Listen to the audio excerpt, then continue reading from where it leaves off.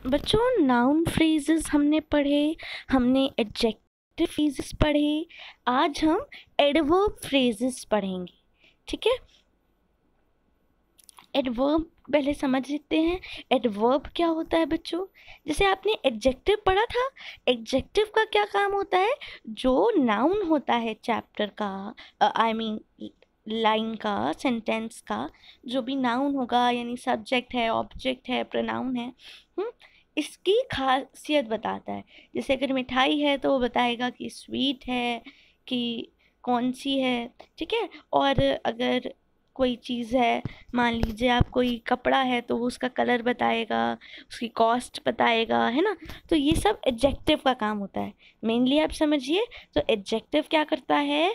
जो भी नाउन होता है उसके बारे में बताता है। ठीक है, उसकी इम्पोर्टेंस, उसकी क्या खास बात है, आप ये समझ लीजिए, बताता है। ऐसे ही एडवर्ब जो है ये डिस्क्राइब करते हैं वर्ब को।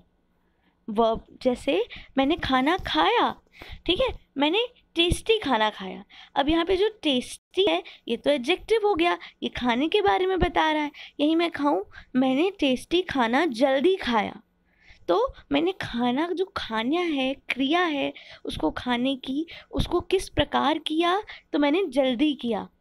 ठीक है, उसकी हार्ट बीट धीरे चल रही थी। ठीक है, अब कैसे चल रही थी? तो धीरे चल रही थी, तो धीरे क्या है? एडवर्ब है। She spoke softly. ठीक है, वो प्रेम से बोलती है या सॉफ्टली बोलती है, विनम्रता से बोलती है, जो भी आप कह लीजिए। तो यहाँ पे कैसे बोलती है? तो आंसर क्या है आपका? सॉफ्टली। सॉफ्टली क्या हो गया बच्चों? एडवर्ब हो गया। ठीक है, अब यहाँ पे कुछ सेंटेंसेस दिए हुए हैं। She spoke softly. ठीक है, शी स्पोक सॉफ्टली। यहाँ पे सॉफ्टली क्या है बच्चों? एडवर्ब है। क्या बता रहा है? वो कैसे बोलती है ये बता रहा है। अब एक वर्ड सॉफ्टली सीधा ना बोल के मैं कहूँ she spoke in a soft voice. क्या कहूँ मैं? She spoke in a soft voice.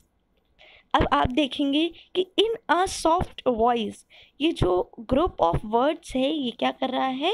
ये भी आपको वर्ब के बारे में बता रहा है। उसने कैसे बोला यही तो बता रहा है। तो इसको, ये तो यहाँ पे एडवर्ब का काम कर रहा है।